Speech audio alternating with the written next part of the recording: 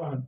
Kuna watu wako na pesa nyingi, najua hata kwa taifa letu wengi wako na pesa nyingi, lakini hawana moyo wa kusaidia yeyote. Kwa hivyo uliye na moyo ambao Mungu amekupa moyo wa kupenda kusimama na kipindi hiki, si kwa sababu kuna pesa nyingi, si kwa sababu kuna vingi. Wengine wanajinyima ili watoe, kazi ya Mungu iendelee. Mwishoni mwa kipindi changu nitarudi kwako mimi mwenyewe nikushukuru, kisha niombe pamoja nawe. Nikiwezeshwa nitaandika tena ujumbe wa kushukuru, na Mungu wa mbinguni aliyenituma naye atakuwezesha. Kuna mtu katika Biblia alipoota ndoto nzuri, Biblia inasema kwamba alikuwa na chupa ya mafuta, akamwaga juu ya jiwe. Jina lake ni Yakobo.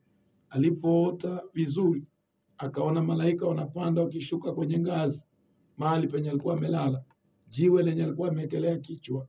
Alipoamka hakuangalia ni mafuta tu ndio ako nayo, alimwaga kwa jiwe, alipeana dhabihu. Kwa hivyo ukimpea Mungu, anajua chenye atafanya. Kutoa kunafungua mlango, kunafungua maisha ya mtu. Yesu ni mwaminifu.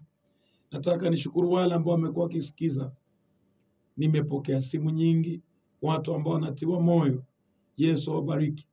Nami sijigambi,